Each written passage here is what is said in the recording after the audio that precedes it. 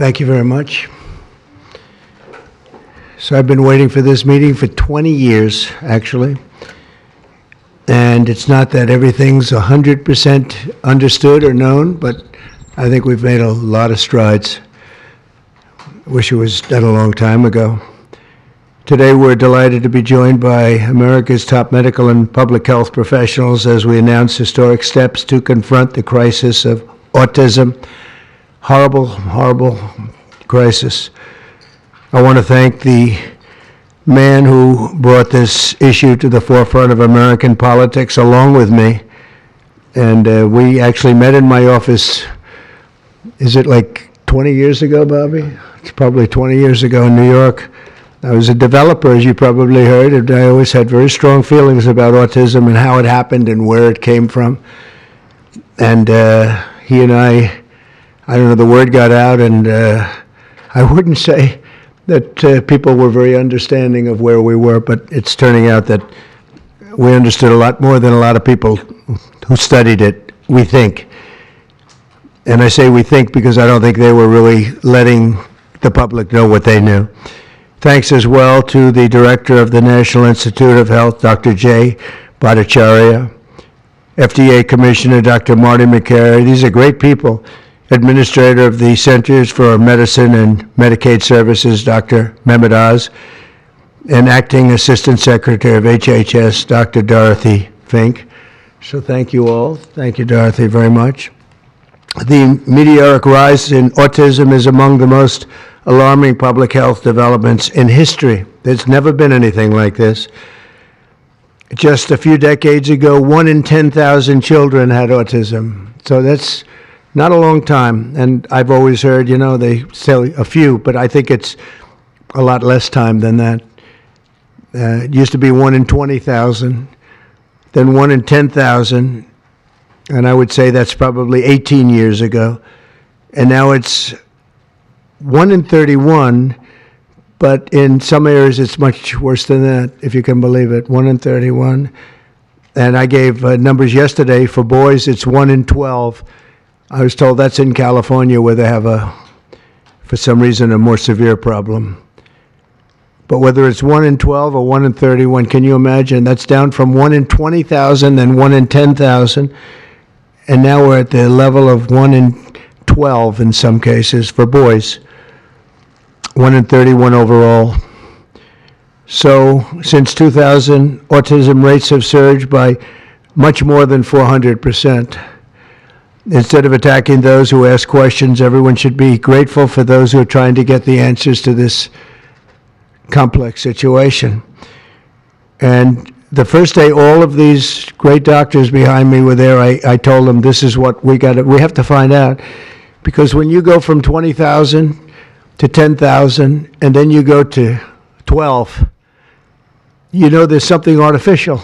They're taking something. And by the way, I think I can say that there are certain groups of people that don't take vaccines and don't take any pills that have no autism. That have no autism. Does that tell you something? That's currently, is that a correct statement, by the way?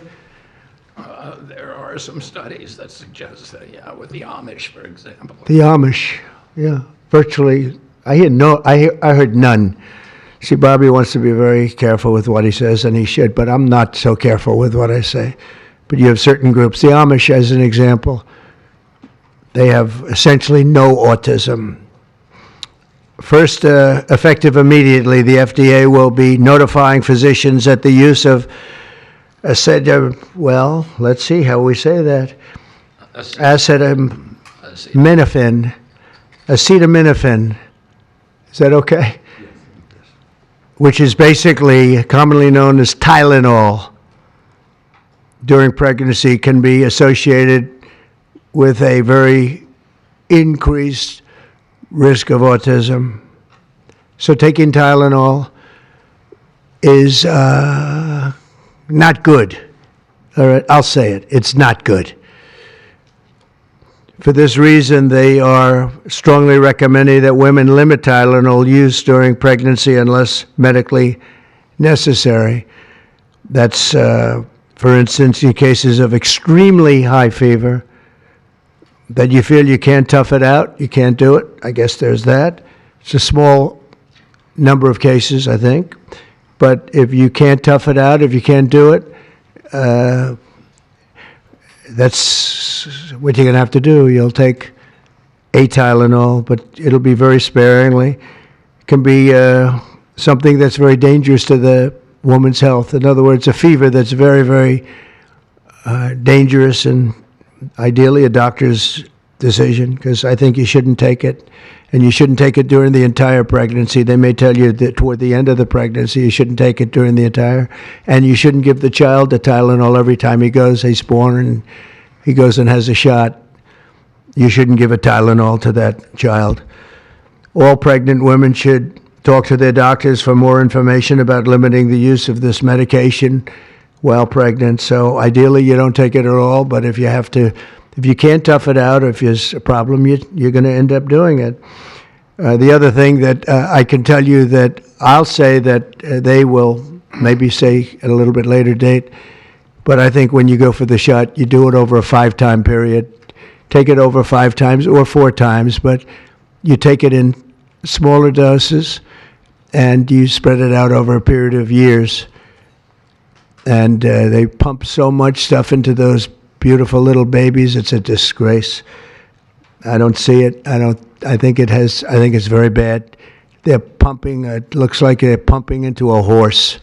You have a little fragile child, and you get a vat of 80 different vaccines, I guess, 80 different blends, and they pump it in.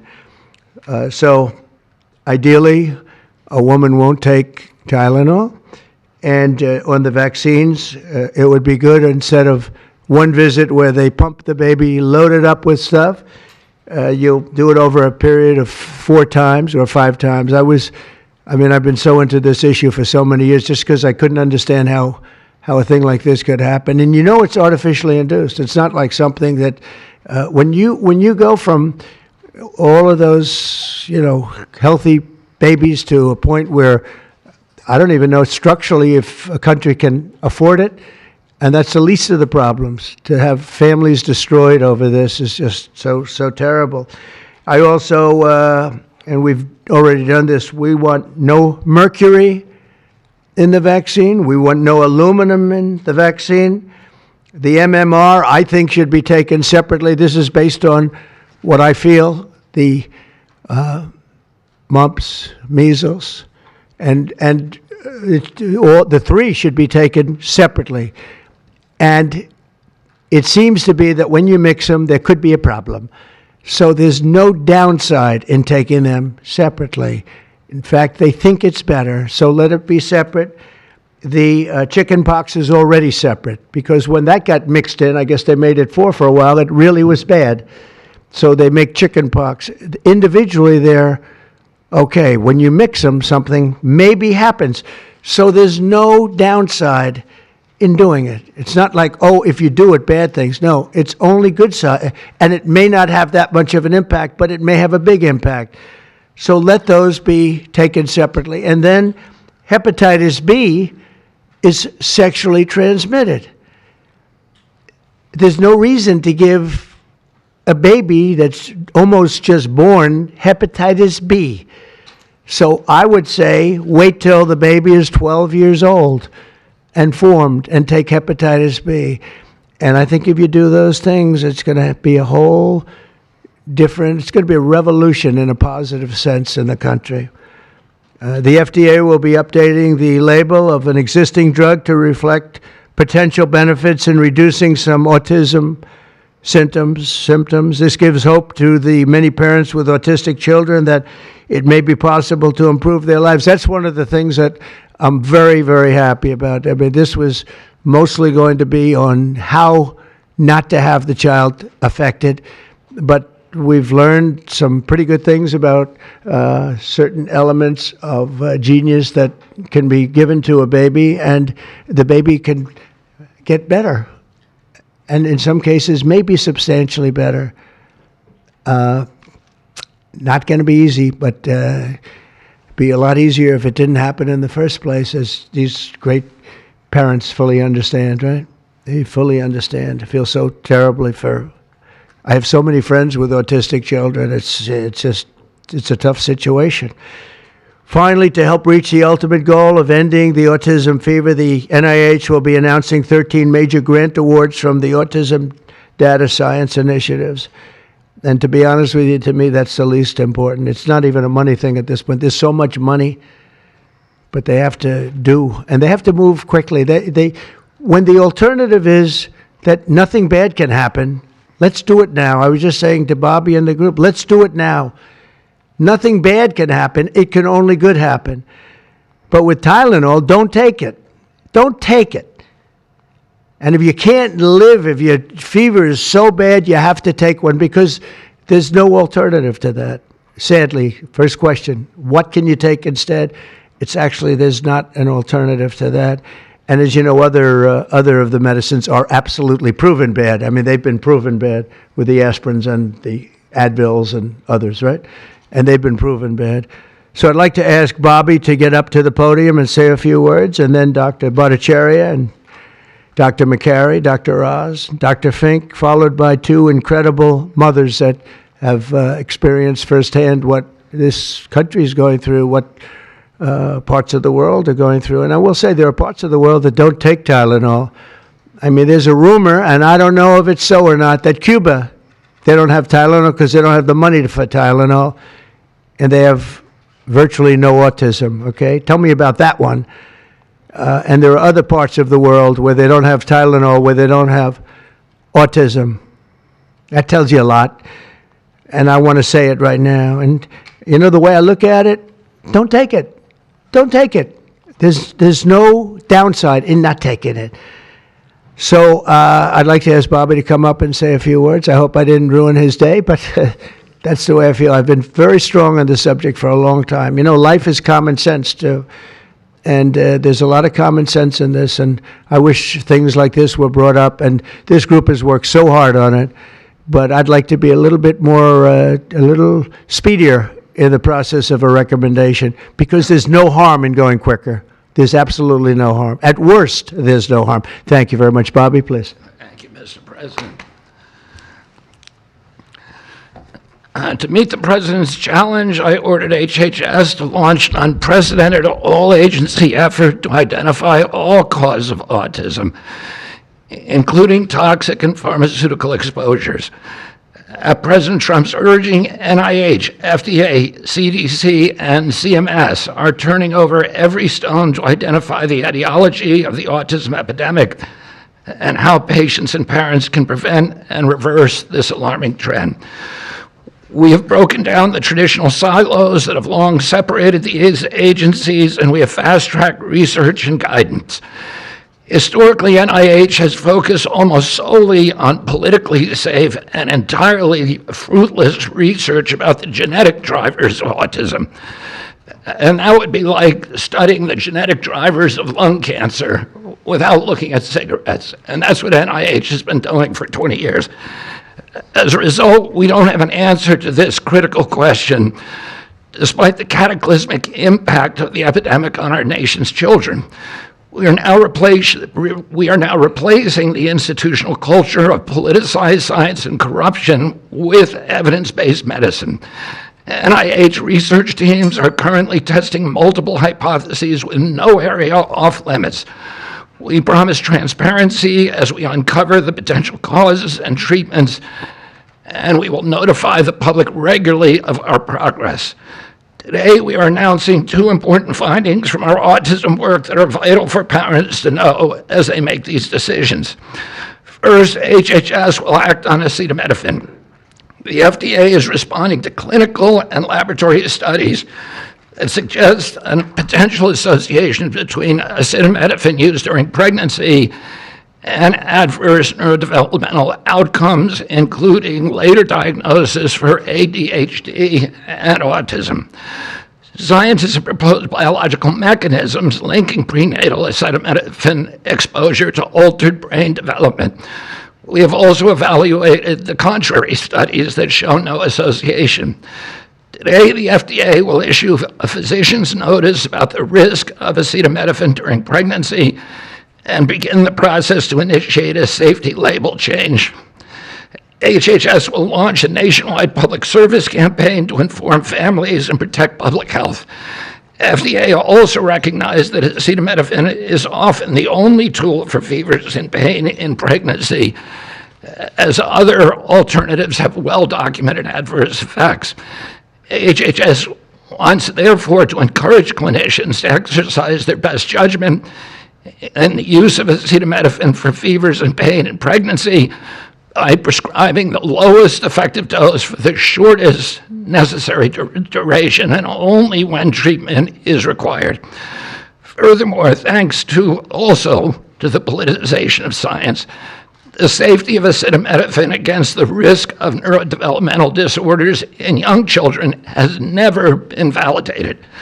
Prudent medicine, therefore, suggests caution in acetaminophen use by young children, especially since strong evidence also has associated it with liver toxicity. Some studies have also found the use of acetaminophen in children can potentially prolong viral illnesses. FDA will drive new research to safeguard mothers, children, and families. In addition to a possible acetaminophen connection to autism for pregnant women, infants, and toddlers, our research has revealed that folate deficiency in a child's brain can lead to autism. We have also identified an exciting therapy that may benefit large numbers of children who suffer from autism. Peer-reviewed literature has documented that up to 60% of folate-deficient children with ASD can have improved verbal communications if given leucovorin. I have instructed NIH, FDA, and CMS to help doctors treat children appropriately. Jay will help tell that story, which started with sound science, the kind that restores faith in government. This announcement also represents a historic collaboration between NIH, FDA, CDC, and CMS. We expect this to be the first of many announcements over the coming years that deliver actionable information to parents on underlying cause of autism and the potential paths for prevention and reversal. Finally, autism is a complex disorder with multifactorial etiology. We are continuing to investigate a multiplicity of potential causes with no areas of taboo. One area that we are closely examining, as the President mentioned, is vaccines. Some 40 to 70% of mothers who have children with autism believe that their child was injured by a vaccine. President Trump believes that we should be listening to these mothers instead of gaslighting and marginalizing them like prior administrations. Some of our friends like to say that we should believe all women. But some of these same people have been silencing and demonizing these mothers for 3 decades because research on the potential link between autism and vaccines has been actively suppressed in the past.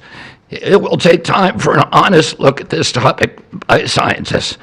But I want to reassure the people in the autism community that we will be uncompromising and relentless in our search for answers. We will perform the studies that should have been performed 25 years ago. Whatever the answer is, we will tell you what we find. We are researching this issue to all 3 agencies. Jay will discuss one of our research initiatives at NIH. This model of unleashing unbiased, depoliticized, gold standard scientific research and academic freedom to deliver actionable information to prevent and reverse disease will be a model for the framework to deliver similar results for many other chronic conditions that plague Americans. Jay? Thank you, Secretary Kennedy, and thank you, President Trump. Thank you very much. I'm proud to announce today that the NIH has launched the Autism Data Science Initiative to turbocharge autism research, devoting an additional $50 million to the cause of studying autism. Nearly 250 research teams from across the country applied, sent in their applications, and were peer-reviewed by the NIH review panels. The NIH peer reviewers chose the 13 best projects focused on root causes and therapies, with replication and validation studies to guarantee gold standard science.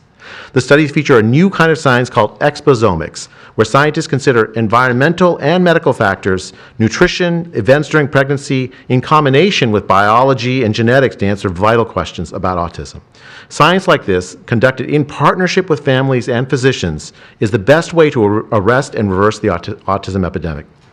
Autism spectrum disorder encompasses a very wide range of symptoms, ranging from mild difficulties with social interactions to profoundly autistic children who experience severe disabilities in speech and behavior. Given this wide range of symptoms across the spectrum, it seems certain that there will be a wide range of biological contributors to explaining the cause. The great thing about the new NIH initiative on autism is that scientists will use rigorous advanced methods in causal inference, machine learning, organoids, and other fresh approaches to the problem. The sharp rise in the prevalence of autism deserves an urgent response by the scientific community. As Bobby said, the NIH has invested a lot of money to study autism over the years, but the research has not produced the answers that families and parents of autistic children deserve, and autistic children themselves deserve. For too long, it's been taboo to ask some questions for fear that scientific work might reveal a politically incorrect answer. Because of this restricted focus in scientific investigations, the answers for families have been similarly restricted, often pointing families to behavioral therapies that don't work for every kid, or suggest non-modifiable genetic factors as the cause. But genetics alone can't explain such a sharp rise in autism prevalence over just a few decades, as the president said. In coming months and years, as NIH scientists learn more that can help autistic children and their families, we won't delay.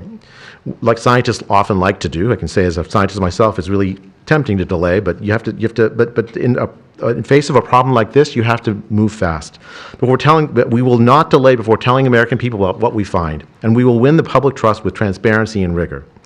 Already, our broadened focus on autism research has pointed to 2 items that will help families prevent and treat some cases of autism. I'll leave the good news on these 2 items to my close friends and colleagues, Dr. McCary and Dr. Oz.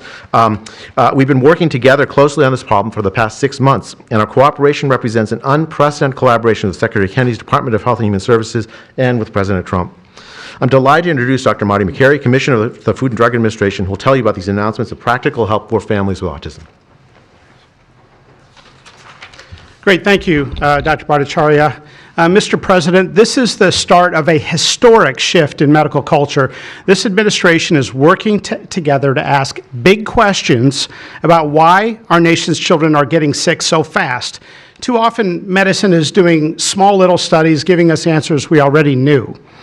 But we've got to make a difference. You've given us a charge to identify root causes, and we are not going to stop so that we can end the suffering we are watching. And if you've seen a kid with autism, with severe autism, it's hard to watch.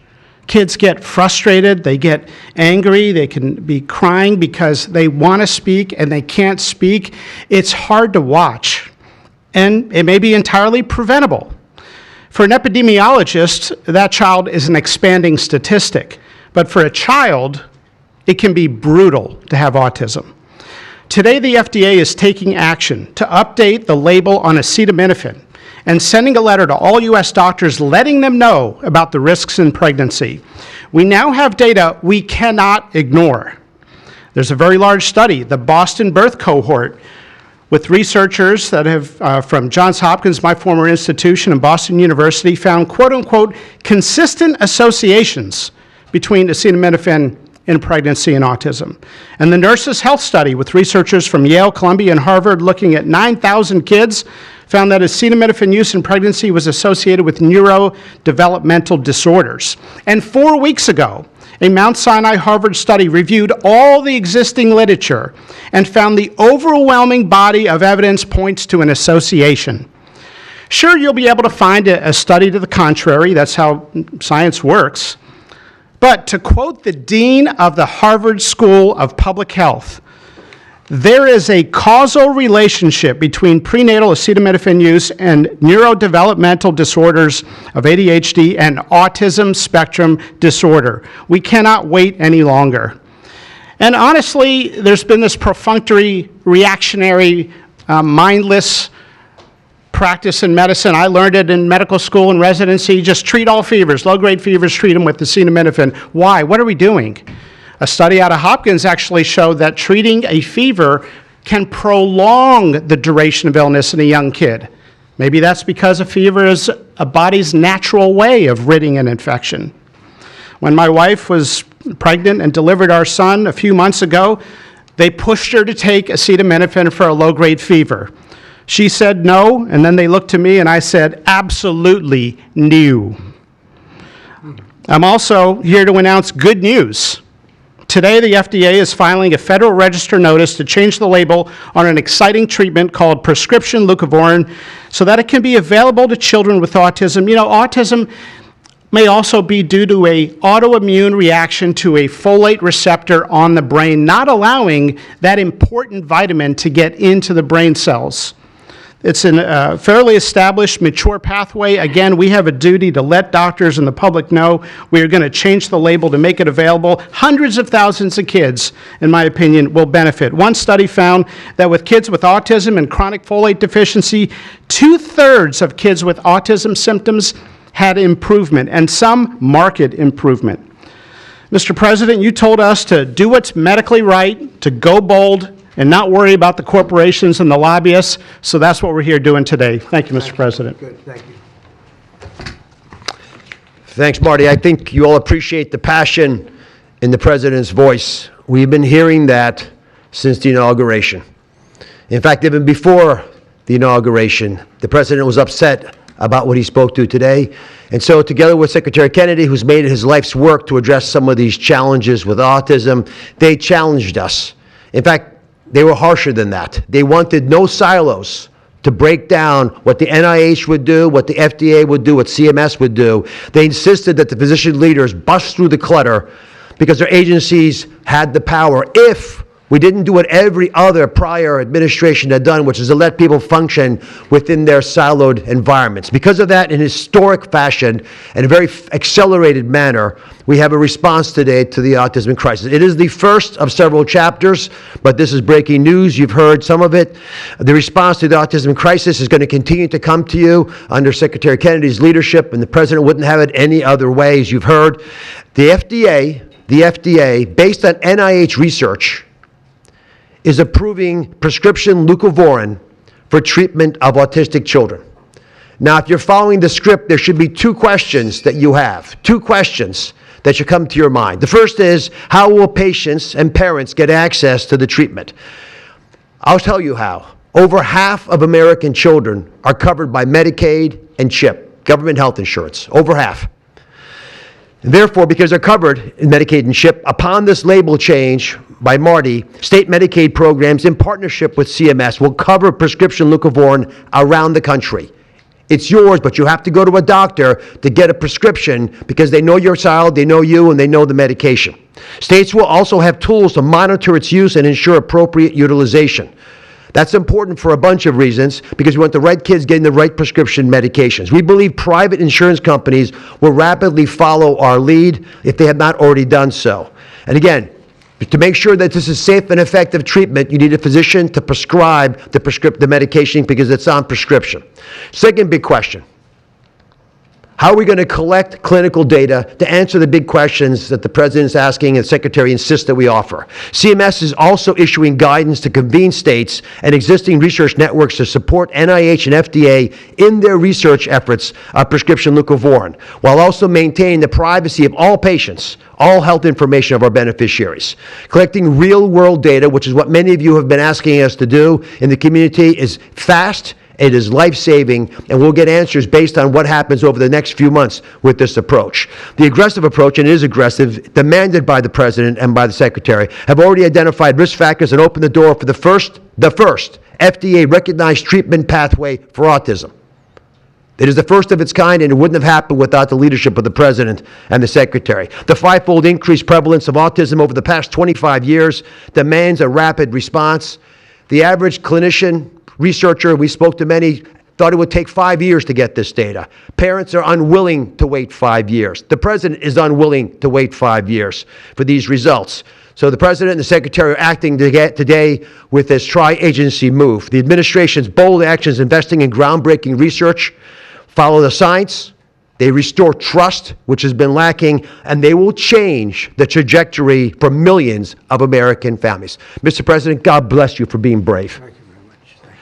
So let me introduce Dr. Fink, who's acting administrator, and after Dr. Fink, we've got some wonderful women, Jackie and Amanda. If, I know it's going to be tough, but if you can make some comments about this historic day. God bless you. Thank you, Mr. President, for this opportunity to speak with all of you today. As a pediatrician and mom, I am here today to talk about what this announcement means for the millions of moms and dads who are faced with the choice of whether to take acetaminophen during pregnancy. It's hard to hear information that challenges the status quo. We are sharing this information not to confuse, but to empower parents to make the best choices when taking medications during pregnancy. We are all concerned about the rising rates of neurodevelopmental disorders, including autism. President Trump and Secretary Kennedy are dedicated to radical transparency so that patients have the best, most up-to-date information. We are also sharing this information with our nation's doctors, and we encourage you, as always, to consult with your doctor to make the best decision for you. All too often, it's easy to think that medicines we buy without a prescription pose little to no risk for the mom or the baby. As you heard today, pregnant women who need high fever or pain reduction during pregnancy should take the lowest effective dose of acetaminophen for the shortest possible duration. Most women will not meet these indications during their pregnancies.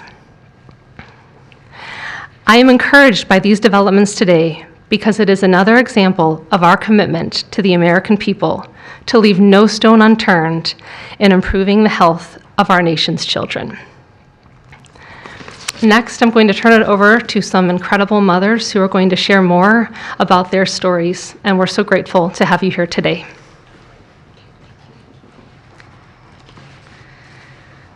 Thank you. Thank you, Mr. President and team, for all your work. This is an historic day, and I'm thankful to be here. I have a son who's 5 who is profoundly autistic, and you've probably heard if you've met one autistic child, you've met one autistic child. It's a spectrum, which I don't think the spectrum is helpful, but that's another conversation. He is an amazing little boy, a blessing from God. He's marvelous. He can count to 1,000. He knows all of his letters and the sounds they make and a word for each one. But he also has a lot of obstacles. He is nonverbal. He can say those numbers and letters, but there's no communication. Unless you've lived with profound autism, you have no idea. You have no idea. He, like you said, he will get frustrated because he can't speak. It's not even that he can't speak. Sometimes he just doesn't understand what I'm saying. He understands the word no, but he doesn't understand the why behind the no. And that's a huge part of discipline. That's the discipline. So it's very hard to discipline a child with autism so you have these behaviors. And it's a very hopeless feeling. It's very isolating being a parent with a profound autistic child.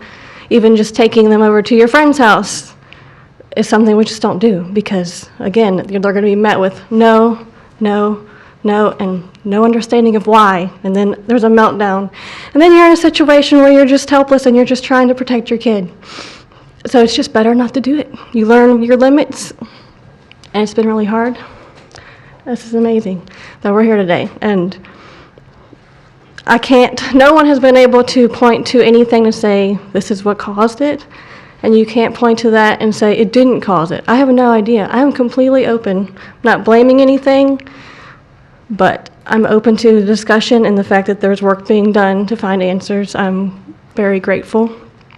I was already excited to vote for Mr. Trump anyway, Mr. President, but when we got word of RFK doing his work, I was ecstatic. I could not wait for this work to be done, that somebody would try to find us some answers. I'm just very grateful. I pray for my son every day, and hope that he can get the help that he needs. And just thank you. Thank you. Thank you very much. Thank you, Tony. You take care of yourself. Thank you.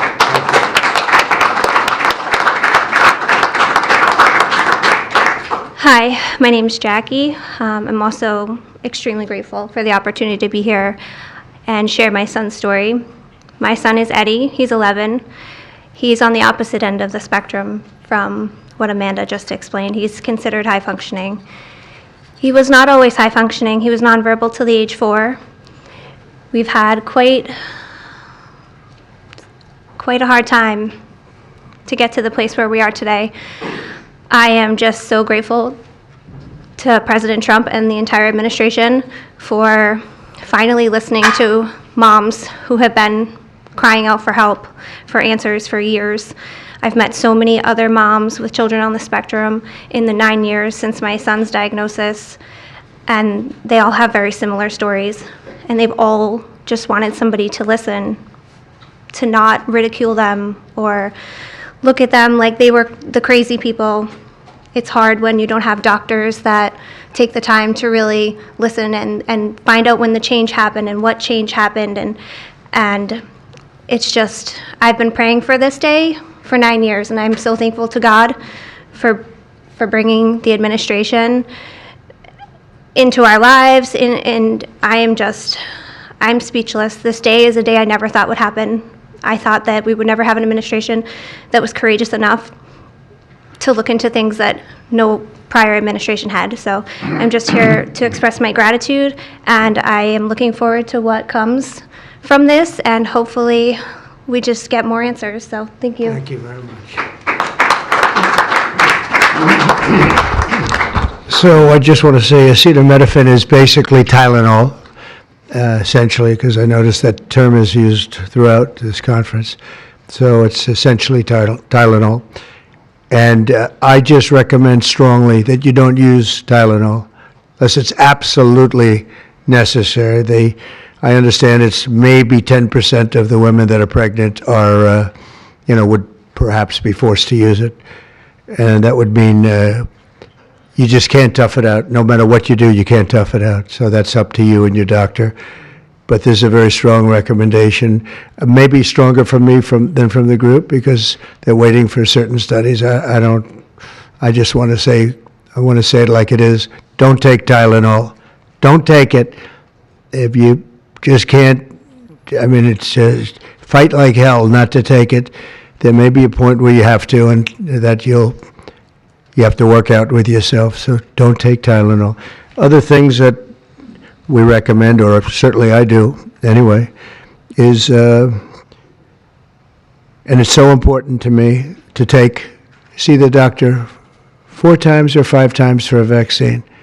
Don't let them pump your baby up with the largest pile of stuff you've ever seen in your life going into the delicate little body of a baby. Even if it's 2 years, 3 years, 4 years, you just break it up into, I would say 5, but let's say 4 visits to the doctor instead of 1. And certain things I think you should do. We've already taken out, and are in the process of taking out, mercury and aluminum now. You know what mercury is, you know what aluminum is. Who the hell wants that pumped into a body?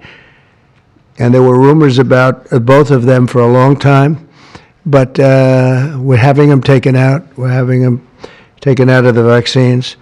Hepatitis B, again, that's sexually transmitted, and we think you should wait. I think you should wait till 12. I'm making these statements from me. I'm not making them from these doctors, because when they talk about, different results, different studies, I talk about a lot of common sense, and they have that too. They have that too, a lot. But I recommend the hepatitis B. Take it at 12. Sexually transmitted. You don't have to give it to the baby when the baby's 2 years old, and there are a lot of theories on that, but not when they're 12. Doesn't seem to be a problem at all. The MMR and the chickenpox. Chickenpox has already been broken out. It's a singular shot, but the MMR is not. And I've heard for years that there's a problem with it.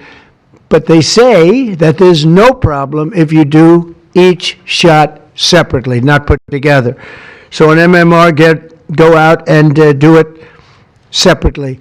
Don't take Tylenol, don't give Tylenol to the baby after the baby's born. Every time the baby gets a shot, the baby gets a shot, they say, here, take a cup of Tylenol. I've heard that for years, take Tylenol. Don't take Tylenol. Don't have your baby take Tylenol. Now, Tylenol is fine for people that aren't pregnant, that aren't in the situation that we're talking about, one very specific situation. If you're pregnant, don't take Tylenol. When you have your baby, don't give your baby Tylenol at all, unless it's absolutely necessary. Don't do it. Break up your visits to the doctors. Break them up. Do it in 5 if you can. Now, it's inconvenient. It's inconvenient. Oh, you got to have to go back another year later. You're going to go back each year for 4 years, 5 years, 3 years. Just break it up. Break it up, because it's too much liquid. Too many different things are going into that baby at too big a number. The size of this thing, when you look at it, it's like 80 different vaccines and beyond vaccines, and 80. Then you give that to a little kid. I mean, I can tell you that I had a woman who worked for me, a beautiful, wonderful woman, worked in Trump Tower, and she had the most perfect child. Beautiful, just perfect. And I remember this little blonde-haired boy running around the lobby of Trump Tower, so healthy and so vibrant. And I said, that's great. One day I came in and she was crying her eyes out behind the counter. She worked at the front desk. She was crying her eyes out. I've never, as much as I've ever seen anyone distraught, she was. I said, are you okay? What happened? My boy, I've lost my boy. What does that mean, your boy? My boy, you know him, sir. You've seen him grow up. He was so beautiful. And I took him for a vaccine, sir. And he developed this unbelievable, I think she said 107, 108. You know, it goes well beyond when this happens. It goes up to 106, 107, 108. You know, we hear 105 and you're in trouble, but it just goes up to a level that you never hear about, but it goes up very high. And it's fried. They get fried. She said, I took him, he developed an unbelievable temperature. And I've lost him, sir. He's gone. And then I saw the boy. It was so tragic to see. That was the following day. That was the following day after the vaccine. And I've seen it 2 other times, and I think 3 other times, but 2 other times, where they go to the doctor and they get the vaccine, they get the shot. The kid is, badly hurt. Let's be nice, badly hurt. And just do it. Break it up into 5, break it up into 4, break it up into 3 if you have to, but go to the doctor 4 times instead of once, or 5 times instead of once. And for some reason, they insist that you put it all into the body, and maybe that's the drug companies that make more money that way. Maybe it's the doctors because they don't want to be, doing this so much. Maybe it's the doctors. They get maybe more money. Who the hell knows what it is? Don't do it. Get them broken into 4 or 5 visits. Do it 4 or 5. That means you have 20%, 25% what you're putting into the baby's body. It can only help. It can only help. And the other things I told you about, just the word tough it out. It's easy for me to say tough it out, but sometimes in life with a lot of other things you have to tough it out also. Don't take Tylenol. Don't give Tylenol to the baby. When the baby's born, they throw it at you. Here, give them a couple of Tylenol. They give them a shot. They give them a vaccine. And every time they give them a vaccine, they're throwing Tylenol. And some of these babies, they're long born, and all of a sudden they're gone. And it doesn't hurt not to do it. It doesn't hurt. There's no downside. There's no downside at all. And break up MMR. Break it up. It's practically a known fact that if you break it up, you're not going to have a problem. But for years, we've been hearing how bad MMR is as a combination. And I'm very happy that you broke out chickenpox, because that was really a problem. And there are other things, it's interesting, because there are other things, we were talking about it, other different drugs, pills that you take that we know are so bad and they don't take them anymore, but for some reason, with this, they keep taking it. Don't take Tylenol. There's no downside. Don't take it. You'll be uncomfortable. It won't be as easy, maybe, but don't take it. If you're pregnant, don't take Tylenol. And don't give it to the baby after the baby is born. And you know what? We have more than 3 years left. And I told Bobby and the doctors behind me, and they are so committed to this, I told them that this is the number one thing I want to do from you. And you know, we have something else called Favored Nations, where I'm going to be reducing drug prices by 1,000%, by 900, 600, 500, 1,200. We're going to be reducing drug prices at levels never seen. It's called Favored Nations. We're going to be paying what right now, we're like the garbage can for the rest of the world, and we have been for forever. We pay much higher for drugs than the rest of the world. We subsidize the rest of the world. We're not doing that anymore. And that's a big thing. That's a big thing. That's bigger than anything. I told the story the other night that I was so proud in my first term that for the final year, drug prices went down 0.25%, and I was so proud. I said, why? I'm the first one to do it. I think it was 28 years, they said, where drug prices went down from the beginning of the term to the end. And I was so proud. I called a news conference. I said, you know, drug prices have gone down. First time it's happened in 28 years. You know what it was? 0.25%. I was so proud. Now we're going to have them go down from $100 a pill to $9 a pill. From $1,300 for a shot of like an Ozempic or I call it the fat pill or the fat drug. Sometimes it works, I guess, for people. The ones I've seen, it hasn't worked so well. I got a lot of friends, they're fat. They said, yeah, I lost some weight. I said, you don't look it to me. But they pay $1,300, $1,200, and they go to London and they pay $88. And they call me, they go, what's this all about? We're subsidizing the rest of the world stupidly because we have a lot of stupid people in this country running things. And how big is that? But to me, that's nothing compared to autism. I see that gorgeous boy. I have a big present for him in the back. You know, you bring him back. We're going to bring him into the Oval Office. I have the best present he's ever going to get, okay? A big one. I saved it for you, okay? Because I heard you were coming. Look how beautiful he is. So that's it. There's nothing much to say. Don't take Tylenol if you're pregnant, and don't give Tylenol to your child when he's born or she's born. Don't give it. Just don't give it. And we're going to have, I think, really, if you do all the things that I say, break it up. Just break it up. Break up the shots with the doctor. MMRs, as I told you, separate. Chickenpox already separate. You do these things, I'm telling you, I want to, when I leave office, I don't want to have, it's going to be the kind of number that we're hearing, where it's 1 in 32 or 1 in 10, because I've heard 1 in 10 also. And in California, it's really bad. I want it to be, let's get it back to maybe 1 in 10,000 or 1 in 20,000 or maybe none in 20,000. And the only way you're going to do that, because this is artificially induced. This is induced by something. You don't go from 1 in 20,000 to 1 in 10,000, then to 1 in 10. That means you're taking something and something's wrong.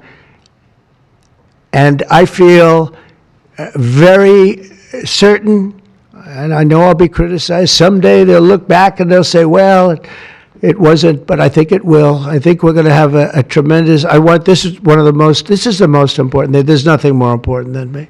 We cured inflation that Biden gave us. He gave us so much inflation, the biggest ever in history. We got inflation done. We brought prices down. We gave you the largest tax cuts, all that stuff. It doesn't mean a thing compared to what we're doing today. This means everything. So we're going to save a lot of children from a tough life, really tough life. We're going to save a lot of parents from a tough life. Okay, how about a few questions? Let's just make it on this subject. This is so beyond as a subject that I'd rather not talk about, some nonsense on the economy. And I will say this, The economy is unbelievable. The stock market just hit another record high and all that stuff.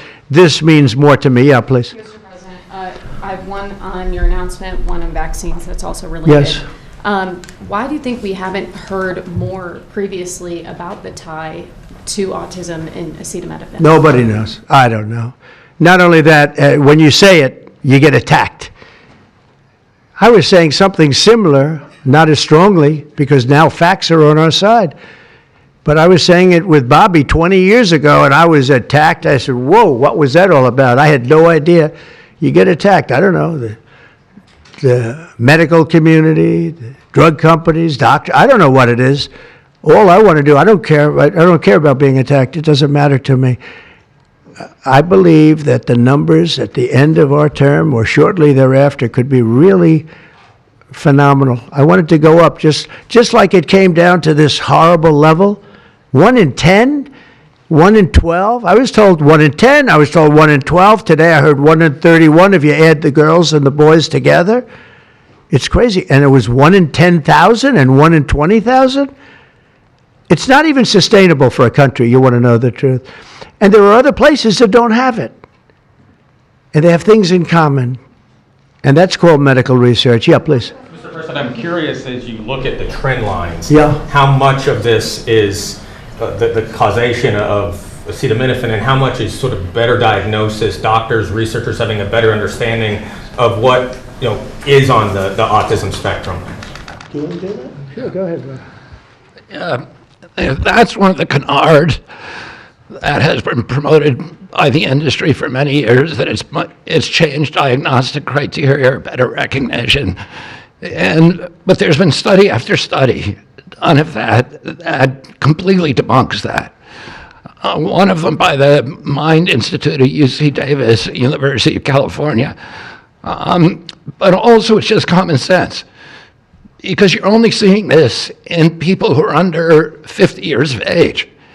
If it were better recognition or diagnosis, you'd see it in 70-year-old men. I've never seen this happening in people my age. I've never seen a case of full-blown autism, and that means profound autism. I want to be very careful. Head banging, stimming, toe walking, nonverbal, non-toilet trained. I've never in my life seen a 70-year-old man who looks like that. You're only seeing it in the kids. It's an epidemic. Thank you, Mr. President. I was hoping that you could clear up confusion for moms and dads across America, many of whom voted for you.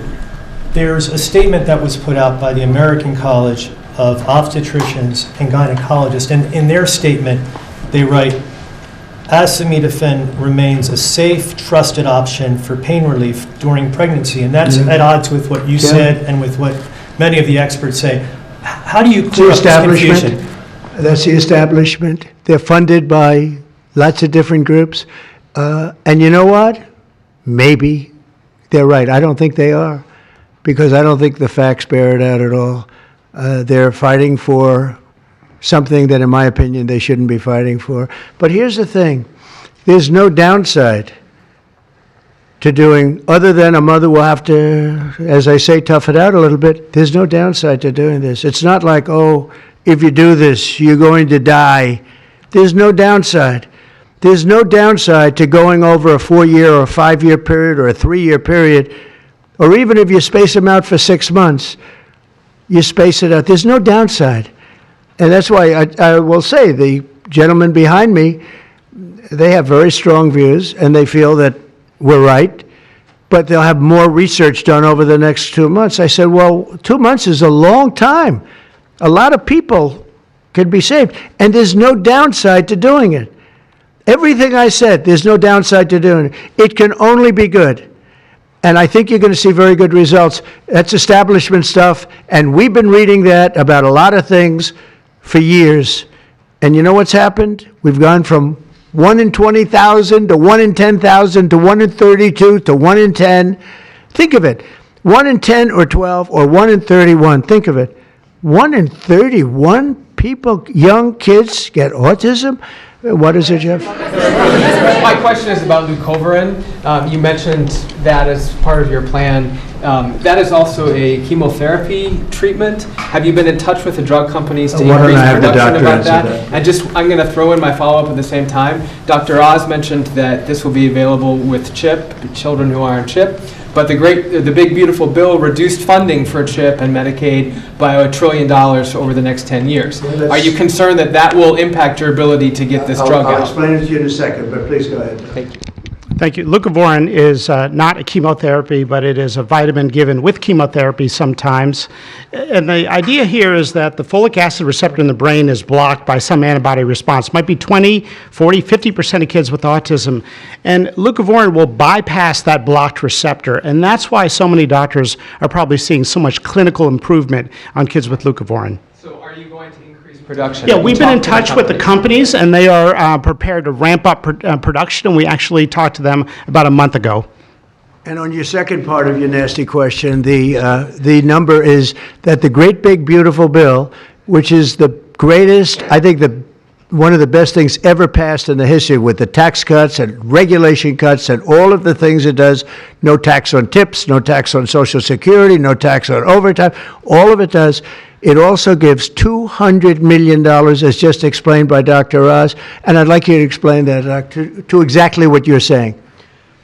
The Big Beautiful Bill actually increases Medicaid spending projected over the next 10 years by $200 billion. There's also a $50 billion Rural Health Transformation Fund, which will allow a lot of these programs to get in the rural parts of the country that the President and Congress are handing to governors to start distributing. Those grants have already gone out. The money will be allocated by the end of this calendar year. And I want to point out that the ability of NIH to do research that feeds and hands the ball to the FDA, which then can change labeling to allow Medicaid programs in states to fund this program, will ensure that the things that President Trump and Secretary Kennedy desire are financially affordable for the families around America. You mentioned CHIP, sir. That's why I asked that question. You mentioned that CHIP would fund this for children. But most of the kids are on Medicaid, probably 43% on Medicaid, another 8-10% on CHIP, and all the programs in general are being evaluated. Most of what the One Big Beautiful Bill was seeking to do was to remove fraud, waste, and abuse. But the programs themselves should stay financially intact for the people for whom they were designed, and in this case, for children. And the only thing we cut, so that's $200 billion positive. The only thing we cut was for fraud, waste, and abuse, of which there was a lot in this country, and nobody minds that. Yeah, please. Mr. President, you said that there is no reason to give newborn babies hepatitis B vaccines. But hepatitis B can be contracted not just through sexually transmitted diseases, it can come from needles to open wounds. So when you say you feel, is that appropriate to be telling? I think it's absolutely appropriate. I think they should wait till they're 12 years old. Yes, please. Mr. President, thank you all for being here. You've been talking about reducing autism by spacing out vaccines. Would you like other combined vaccines babies receive to be spaced out, like MMRV? What is this again? You've been talking. Speak up, please. Sir.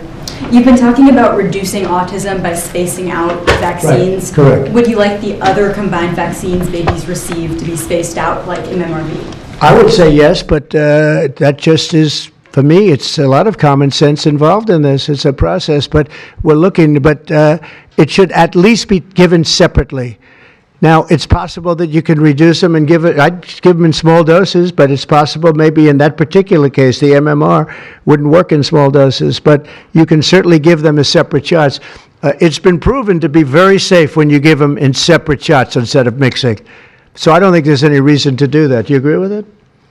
I'm not a doctor, but I'm giving my opinion. I don't think there's any reason to do that. So it's been proven to be safe when you break them up. But MMR by itself, I've heard bad things about it for many years. Yes, please. Mr. President, is the spectrum too broad, in your opinion? For research purposes, you are dealing with a population of children who might have social boundary difficulties, and then you have children who are, going to grow up to be adults in diapers. I mean, what do you think?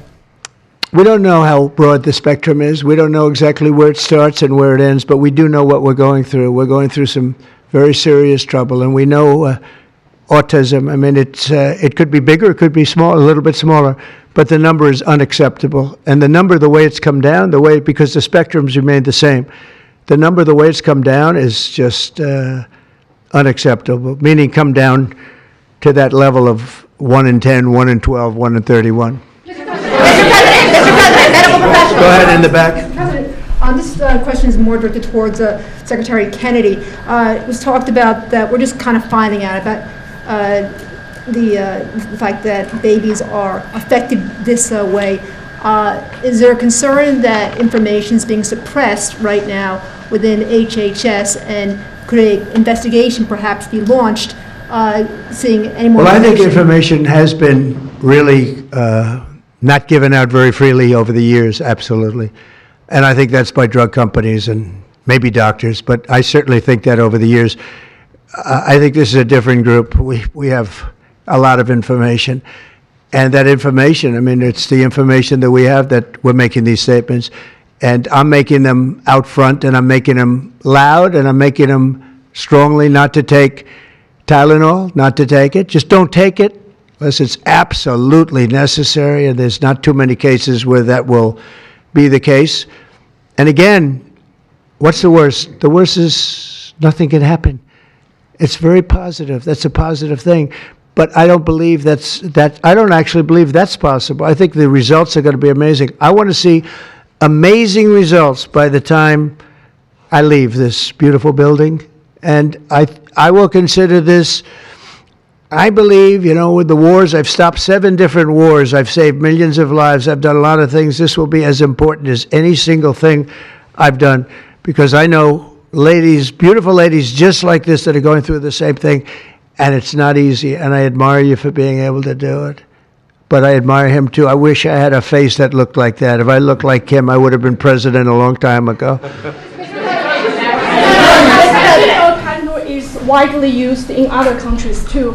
As you make this announcement, do you expect your decision may affect I hope they countries? follow it, yeah.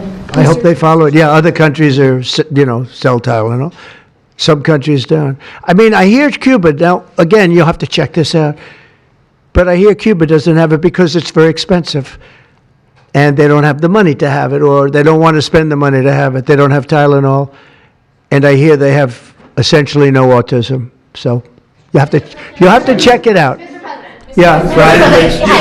Medical professionals have warned No, for I decades. said, not you. You're CNN. You're fake news. Go ahead, Brian. Thank you, Mr. President. I want to go back to the Amish community, if I can, just for a second. I recently saw a man from Minnesota, an Amish man from Minnesota, on a podcast, and the host asked him what the rates were for like ADHD and autism, and he had no idea about ADHD, didn't know that it existed, and certainly didn't know of any cases. What are they doing? It doesn't exist with the Amish community, and they don't take all of this junk. It doesn't exist. That tells you, doesn't that tell you? That's like, that's like certain countries where it doesn't exist and they don't take it. Would you like to make a comment about that, Mark?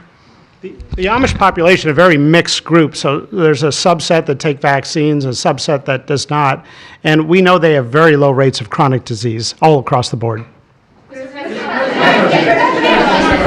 Please. Thank you, Mr. President. Should the establishment media show at least some openness to, trying to figure out what the causes of autism are? I wish they would, yeah. And why are they so closed-minded? Well, look, it's not only the media, in all fairness, it's some people. When you talk about vaccines, they go crazy. And, I'm a big supporter of vaccines. I got a certain vaccine approved in 9 months that would have taken from 5 to 12 years. I'm very proud of it. A lot of people think it was one of the greatest things I've done, and some people think, mostly Republicans, actually. I'll tell you, the Democrats think they think Operation Warp Speed was one of the greatest things any president has done, any president. It's, we're very proud of what happened. We got hit with something that came from a place that shouldn't have happened, but it did happen. Those things take place, and you're very unpleasantly surprised. But no, I'm a big believer in vaccines. The polio vaccine, big believer in vaccines. I know Bobby and you guys have it out a little bit, but he's a believer in vaccines too. But I've seen how great vaccines can be, how incredible they can be. So I'm a believer. Yeah. Sir. Yeah, please. Your comments made about MMR and hepatitis B, I know you said those were your suggestions, but have you spoken with Secretary Kennedy about actually making those changes? I have, yeah, I have. I've spoken to all the doctors about it, and doctors that are not here right now. I've spoken to many doctors about everything we're talking about. And, you know, the Tylenol has started to be spoken of over the last period of time, but we've been doing the research. A lot of what they've been speaking about comes from right here, by research done by these people. And I just say it again, don't take Tylenol. Don't take it. And don't give it to your child after your child is born. And do all those other things, little things, just spread out your visits, et cetera, on the vaccine. And I want to thank everybody. This is a very important day. Thank you very much.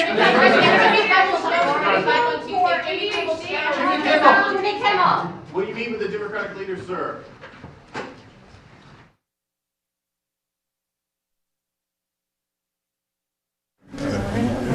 He's not going to answer my question.